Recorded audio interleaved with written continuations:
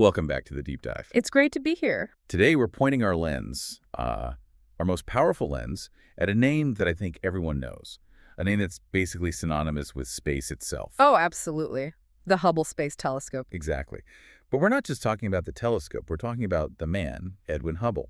And his personal story is just full of these incredible detours and remarkable turns. It really is. It's a common mistake to sort of conflate the man and the machine, but Edwin Hubble, the man, is, well, he's arguably the most important observational astronomer since Galileo. That's a huge statement, since Galileo. I think it holds up. You have to understand, before his work, our own galaxy, the Milky Way, was the entire cosmos. That was it. The whole universe. The whole thing.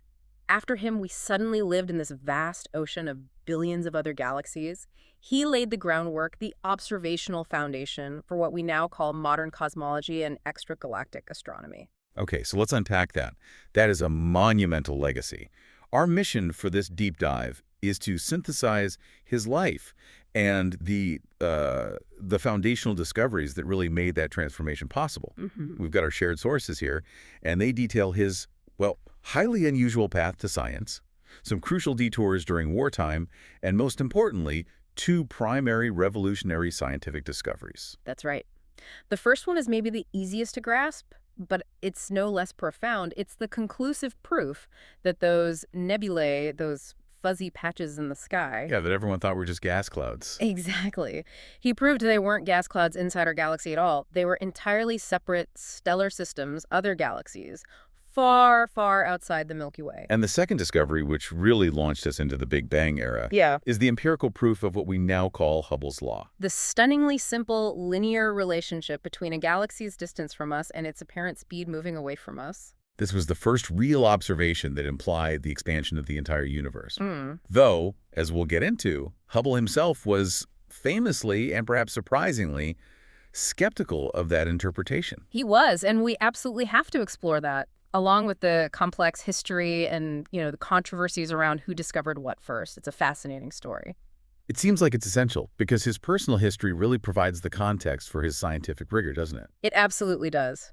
Before Hubble became the man who expanded the universe, he was a star athlete and, believe it or not, a reluctant law student. The journey to the top of Mount Wilson and that 100-inch telescope was anything but a straight line. Okay, let's start there. Let's start with the unexpected prodigy. Edwin Powell Hubble, born 1889, Marshfield, Missouri. His family moves to Illinois in 1900. And when you look at his early years, high school, college, the sources are overwhelming.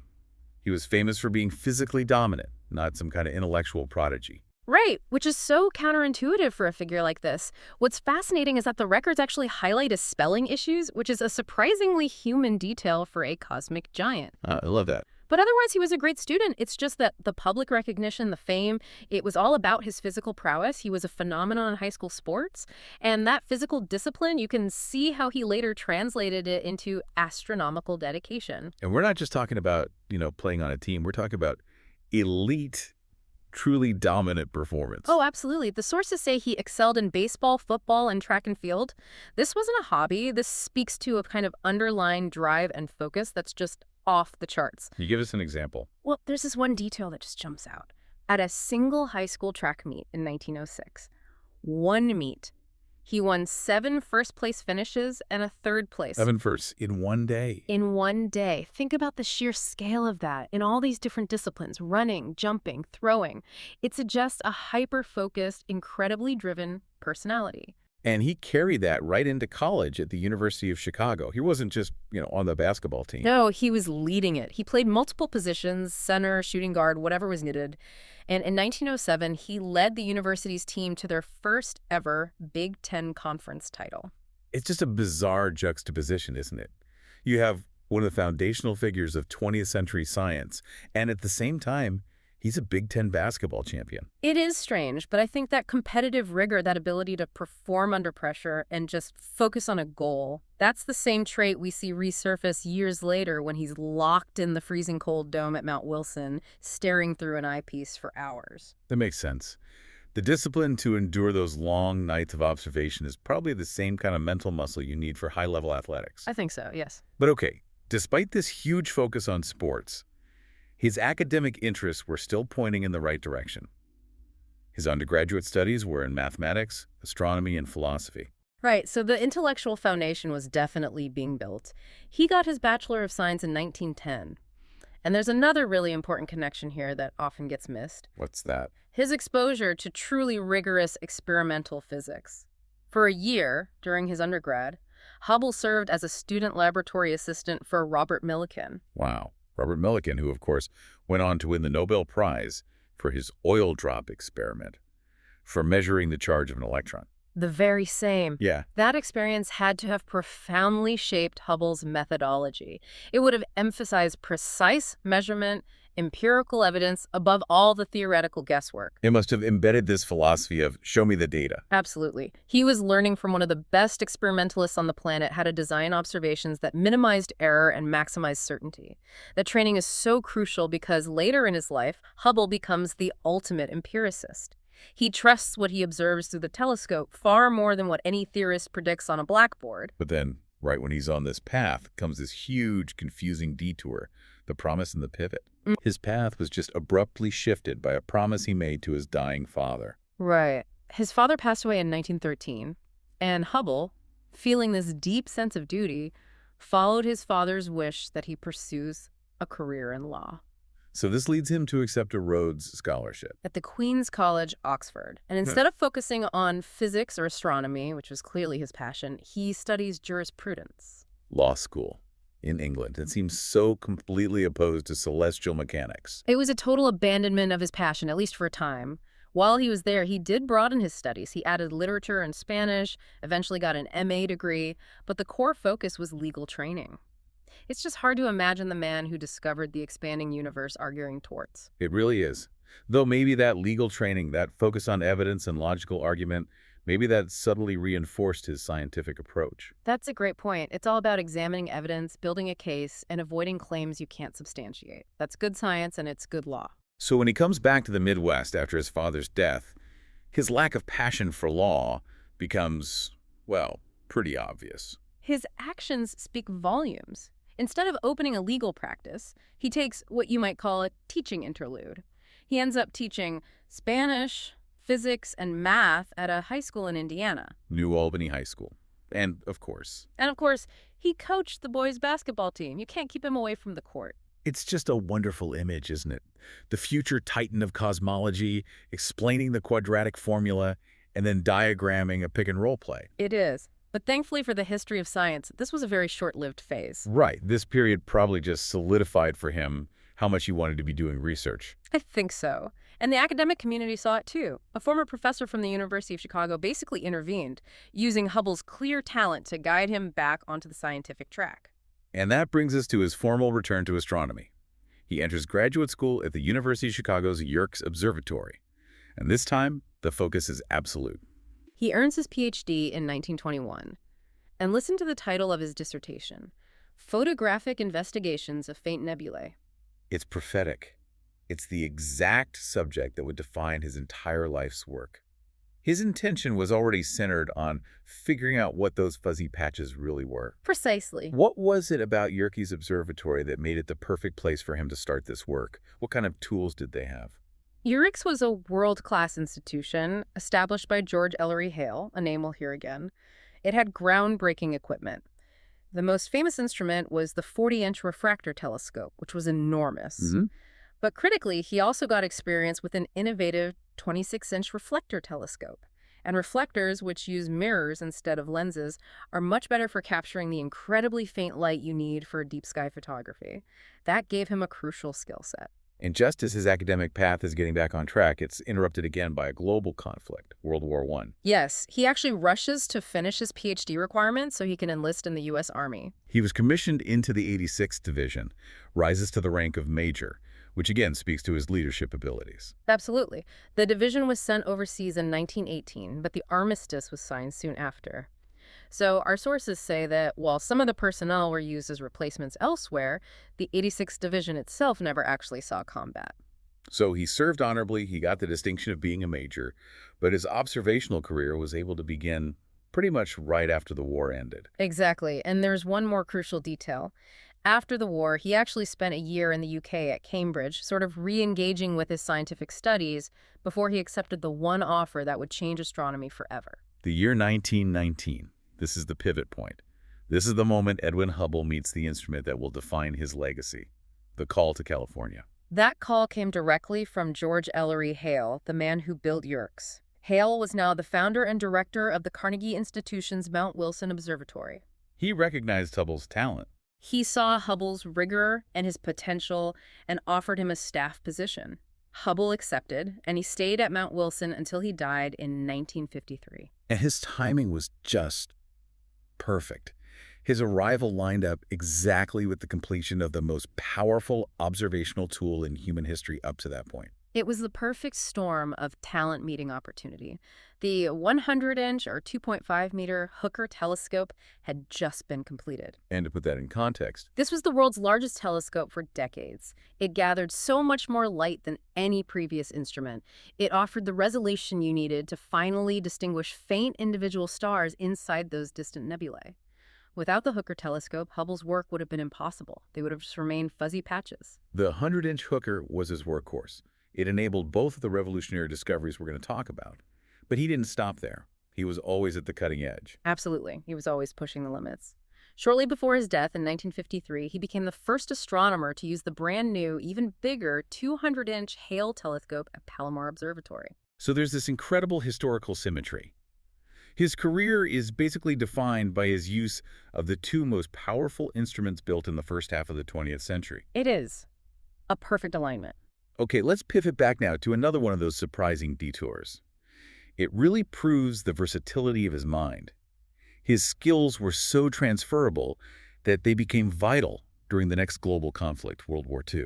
This is a really remarkable chapter. During the war, Hubble puts his astronomy career on hold and serves as a civilian at the U.S. Army's Aberdeen Proving Ground in Maryland. This goes from tracking distant galaxies to Tracking high-velocity projectiles. He was the chief of the external ballistics branch of the Ballistic Research Laboratory. ballistics, the physics of projectiles in flight.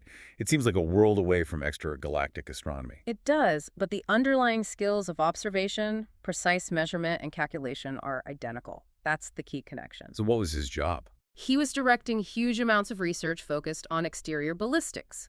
His mandate was to apply scientific rigor to increase the effective firepower of bombs, rockets, and other projectiles.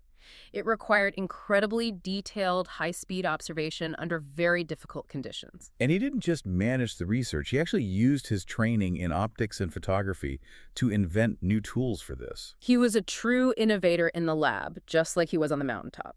The most outstanding development that's credited to him from this period was the high-speed clock camera. A clock camera. That implies extremely precise timing. Exactly, which is critical for measuring the trajectory and speed of ordnance. This invention was a game changer. What did it allow them to do? It allowed researchers to precisely study the flight characteristics of bombs and low-velocity projectiles.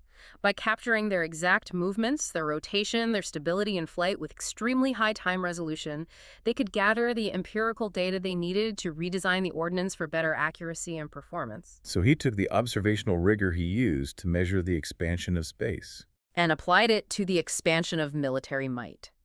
The results of his studies were explicitly credited with improving the design and effectiveness of the nation's ordnance.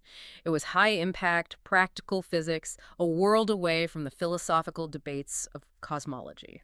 And this work earned him significant recognition. It did. In 1946, he received the Legion of Merit Award for his distinguished civilian service. It just highlights the incredible breadth of his genius. He was capable of calculating the size of the universe and, at the same time, optimizing the aerodynamics of a bomb. Okay, let's return to Mount Wilson and to the work that truly defined him. We need to set the scene here. Before the 1920s, the astronomical community was in the middle of what's often called the Great Debate. What was that about? The core of the debate was about the size of the universe. The established scientific view, which was championed by figures like Harlow Shapley, was that the entire cosmos was contained within our own Milky Way galaxy. That was it. That was the universe. That was the universe. And all those blurry, fuzzy patches you could see in telescopes, the nebulae, like Andromeda, they were believed to be gas clouds or maybe forming star systems, but inside our galaxy, distant but internal. It's important to note, though, that the idea of external galaxies or island universes wasn't new. Immanuel Kant had suggested it back in 1755. Right, but without empirical proof, it was just philosophy. That is the crucial distinction here. Hubble is the one who turned that philosophy into hard observational fact. And to do that, he needed a reliable measuring stick for cosmic distance, and that stick was the Cepheid variable star. Exactly. Can you walk us through the genius of using Cepheids? They were discovered by Henrietta Swan Leavitt in 1908. How do they work as a standard candle? Cepheid variables are extraordinary. They're a type of star that pulsates, it regularly expands and contracts, and that causes its brightness to oscillate, to go up and down. Leavitt's brilliant discovery was that there is a direct lockstep relationship between how long it takes for the star to complete one pulsation cycle, its period, and how bright that star truly is. Its intrinsic luminosity. So the longer the period, the brighter the star. Exactly. So they become a standard candle. Because as soon as you measure the period of its pulse, which is easy to do, you know its inherent brightness. You know how bright it's supposed to be. Okay, so if you know how bright the star should be, and you measure how dim it appears from Earth, the difference is purely a function of distance. The dimmer it is, the farther away it must be. Precisely. It's a simple geometric principle. The challenge was applying it.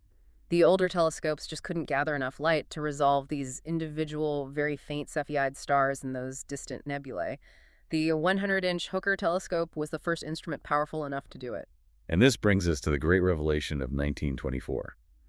Hubble is meticulously photographing Andromeda, the Triangulum Nebula.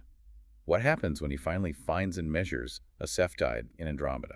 In late 1923 and early 1924, he finally manages to resolve individual stars and confirm a Cepheid in what was then called the Andromeda Nebula. He famously scrawled VAR for variable right next to the star on his photographic plate. And then he measured its period.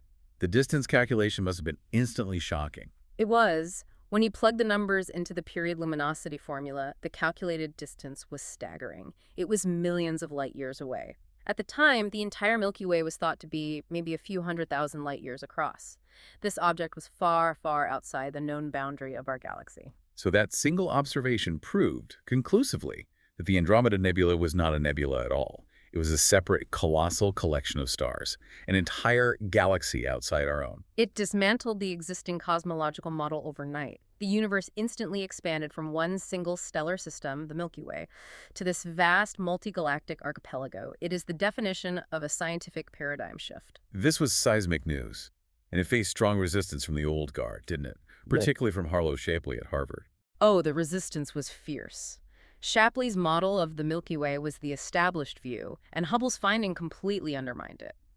But the empirical evidence from Mount Wilson was just too robust to ignore. And Hubble, interestingly, took his findings to the public pretty quickly. He did. His findings for Andromeda were first published in the New York Times on November 23, 1924. It ensured immediate public awareness that the universe had just gotten a whole lot bigger. And then he presented the results formally to the American Astronomical Society on January 1st, 1925. And that cemented it. He was the man who discovered the external galaxies. The speed at which this discovery changed the course of science is almost unprecedented. And beyond just proving they existed, Hubble brought order to this new cosmic zoo. He created a classification system. That's right, the Hubble sequence. It's often visualized as the tuning fork diagram. He categorized galaxies based on how they looked, their morphology. You had ellipticals, which were smooth and featureless, spirals with their beautiful arms, barred spirals, which have a central bar structure, and then irregulars. And that classification system is still the foundation we use today, isn't it? It is. Despite all the refinements over the years, it's still the fundamental taxonomy for galaxies. He didn't just find new things, he started organizing the cosmic map for everyone who came after him. Okay, so once Hubble established these vast distances, the next crucial question was, how are these massive structures moving relative to us? And this leads to his second monumental discovery. The expanding universe. This stage required synthesizing two different sets of data. First, Hubble and his team, using the Cepheid method and other techniques, painstakingly estimated the distances to dozens of these new galaxies. By 1929, he had distance estimates for about 24 of them. So he had the distance part of the equation. Where did the velocity part come from? That came from pre-existing work. The crucial velocity data came from measurements of what's called radial velocity, the motion along our line of sight. Which you measure from redshift. Exactly, and those redshift measurements were done primarily by an astronomer named Avesto Slipher at the Lowell Observatory. Slipher had been observing these nebulae for years and found that the vast majority of them were redshifted. Meaning they were moving away from us at tremendous speeds. At incredible speeds. Hubble relied heavily on Slipher's work and later on measurements by his own assistant, Milton Humason, to get the velocity for each galaxy. So he takes his distances and he plots them against the velocities from Slipher and Humason. And what did that graph look like in 1929? The result was an elegant, terrifyingly simple straight line, a linear relationship. This became Hubble's law. It states that a galaxy's recessional velocity, how fast it's moving away, is directly proportional to how far away it is. Right. Mathematically, it's just V equals h naught times dh naught is the constant of proportionality, the Hubble constant. And what does that simple relationship imply about the universe as a whole? It implies that the universe is undergoing a uniform systematic expansion. If galaxy B is twice as far away as galaxy A, it appears to be receding at twice the speed. This only makes sense if space itself is stretching, carrying the galaxies along with it. So there's no center to the expansion. Exactly. Every galaxy sees every other galaxy receding from it. It's a profound idea. But this brings us immediately to the calibration problem. It's a huge issue, and it's vital for understanding why Hubble himself was so skeptical. It is. His initial distance estimates, while they were flawless relative to each other, the absolute scale was dramatically wrong. Wrong. He was off by a factor of about 7. His calculated distances were way too small. And what caused that error? It was later found to be a combination of things. He was confusing two different types of Cepheid variable stars, which have different properties. And in some cases, he was mistaking extremely bright gas clouds in other galaxies for the brightest individual stars. These mistakes basically meant his yardstick was calibrated incorrectly. So his distance scale was too small. What was the catastrophic consequence of that? Well, if the distances are smaller, it means the expansion rate has to be much faster to get galaxies to where they are today. So his initial calculated value for the Hubble constant, h naught, was 500 kilometers per second per megaparsec. Okay, let's pause. A megaparsec is 1,000,000 parsecs, and a parsec is about 3.26 light years. So that's a unit of distance. Right. So he's saying for every million parsecs farther away a galaxy is, its apparent velocity increases by 500 kilometers per second. And that number, 500, created a massive crisis, didn't it? A huge crisis, because the Hubble constant is directly linked to the age of the universe. If you run the clock backwards, a value of 500 gives you an estimated age for the cosmos of only about 2 billion years. Which was the problem. It was a catastrophic problem. By the 1930s, geologists using radiometric dating had already established that rocks on Earth were older than 3 billion years old. So Hubble's own data, taken at face value, forced this logical absurdity. The universe appeared to be younger than the planets inside it. Precisely. And that massive contradiction is the empirical foundation for his famous skepticism. His dedication to observation meant he could not accept a conclusion that contradicted known facts about the age of our own planet. This is what fueled his caution for decades. And this story is further complicated by the Lemaitre priority issue. Georges Lemaitre had theoretically predicted this exact relationship before Hubble published it. He did. Lemaitre, a Belgian physicist and a Catholic priest, published the theoretical prediction for an expanding universe in 1927 in French, using Einstein's equations of general relativity. He even included some initial observational data to support it. That was 2 full years before Hubble's famous 1929 paper. So historically, Lemaitre has both conceptual and chronological priority. This all ties into Hubble's own reluctance to even interpret his data as true expansion. Right. He was the ultimate empiricist, always wary of theoretical speculation. He deliberately used the term apparent velocities to describe the recession of the galaxies. So not real velocities. He was being cautious. He wrote in his correspondence that the interpretation of this correlation should be left to the very few others who are competent to discuss the matter with authority, meaning the theorists like Einstein and de Sitter. He sought an observational correlation, not necessarily proof that the fabric of space was expanding. So what is the modern view? Is it a Doppler shift or something else? That's a crucial distinction. A traditional Doppler shift is when an object moves through space. But what we see with distant galaxies, the cosmological redshift, is now interpreted as an increase in the proper distance between them because the fabric of space-time itself is expanding. Can you give us an analogy? The classic one is raisin bread dough rising in an oven. The raisins are the galaxies, and they're fixed in the dough, which is space. As the dough expands, all the raisins move farther apart from each other, but they aren't actually moving through the dough. I see. So the light traveling from one raisin to another gets stretched as the dough expands. Exactly. The light waves are stretched, making them redder. That's cosmological redshift. It's different from a Doppler shift, but for nearby galaxies, the math works out to be almost the same, which is why it's easy to confuse them. But Hubble's caution was justified because his observations alone couldn't prove one over the other. And he held on to this skepticism for his whole career. He kept questioning the Big Bang interpretation. He did. Until the end of his career, he maintained that a model where no true expansion exists was still a viable possibility. He was driven by observations that suggested a uniform distribution of galaxies, which he felt didn't quite fit the sudden explosion idea implied by that early high value of his constant.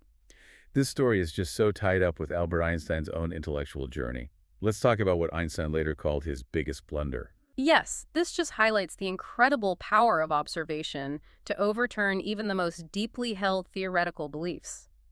Around 1917, Einstein had completed general relativity, and his equations, when applied to the universe as a whole, suggested that the cosmos had to be dynamic. It should be either expanding or contracting. But Einstein, like pretty much every scientist of his era, had this philosophical preference for a static, eternal universe. He did. And to force his equations to produce a static model, he introduced a term he called the cosmological constant. It was basically a mathematical fudge factor he invented to create a repulsive force that would perfectly balance gravity and hold the universe still. So the greatest theorist of the age introduces this mathematical trick to preserve a static universe. Only to have the greatest observer of the age, Hubble, come along and prove that the universe was decidedly not static. It's the ultimate irony. And when Einstein learned of Hubble's work, He realized his theoretical bias had blinded him. He saw the data, Slipher's redshifts and Hubble's plot, and understood that the expansion was real. and they actually met, right? They did. Einstein visited Mount Wilson Observatory in 1931. He met with Hubble, he saw the telescope, he talked with the observational team, and after that visit, he famously and publicly retracted the cosmological constant, later calling it the biggest blunder of my life. He accepted the expansion based on the evidence. Which creates this second layer of irony. As Einstein is finally accepting the expansion based on Hubble's data, Hubble himself is still internally questioning what that data really means. It's incredible, isn't it? Hubble remained skeptical. He was so troubled by that age discrepancy and the uniform distribution of galaxies. In a 1941 report, based on a 6-year survey, he explicitly argued that his results did not support the pure expanding universe theory. He said the uniformity didn't fit the explosion idea. It shows this deep intellectual split. Hubble is saying, my telescope shows me a universe that looks uniform, and my numbers say the universe is younger than the Earth, so I have to question the expansion interpretation. It's a powerful lesson in scientific humility.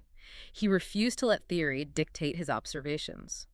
He held open the possibility that redshift was caused by, in his words, a hitherto unrecognized principle of nature. Like the tired light theory. Exactly. The idea that light simply loses energy as it travels vast distances. That's been ruled out now, but his willingness to challenge the prevailing view based on conflicting data is what made him such a great scientist. Okay, let's address the most serious historical controversy. The Lemaitre redaction issue. For many years, this cast a real shadow on Hubble's legacy. It did. For decades, there was this deep suspicion surrounding the English translation of Georges Lemaitre's 1927 paper. The original French paper included observational evidence supporting the expansion law, including his own calculated value for the expansion rate. But when the English translation was published in 1931, those key paragraphs were missing. They were gone. And the immediate damning conclusion that many people drew was that Hubble, or someone close to him, must have redacted those sections to make sure he kept priority for Hubble's law, which he published in 1929. It seemed plausible, an attempt to rewrite scientific history in his favor. It did, because Lemaitre clearly had theoretical and arguably observational priority from 1927. If the content was suppressed, it would have been a major ethical breach. So how is this finally resolved? The resolution came in 2011, thanks to the astronomer Mario Lubio. He did some historical detective work and found a letter in the Lemaitre archive that provided the definitive answer. And the person who requested the redaction was? Lemaitre himself. Why on earth would he remove his own foundational data from the English translation? It was an act of humility and practicality. Lemaitre felt that his specific observational data from 1927 had already been superseded by Hubble's more extensive and robust data from 1929. He saw no reason to reproduce what he considered obsolete data in the 1931 translation, which he wanted to focus on the theoretical implications. So the letter completely cleared Hubble of that charge, although the fact of Lemaitre's chronological priority is still undisputed. Moving on to another professional struggle. Hubble spent much of his later career chasing an honor that ultimately slipped through his fingers: the Nobel Prize. This was a determined campaign. At the time, the Nobel Committee didn't consider astronomy to be part of physics. They saw it more as a descriptive observational science. And Hubble argued against that. Vigorously. He and his colleagues argued that foundational work, like proving the existence of other galaxies and charting the expansion of the universe, was clearly fundamental physics. It was cosmology. The physics of the universe. Exactly. He lobbied tirelessly, writing letters, trying to change the rules. And the heartbreaking twist is that he succeeded, but too late. The timing is just tragic. The Nobel Committee eventually did decide that astronomical work would be eligible for the Physics Prize. But that ruling was enacted shortly after Hubble died in September 1953.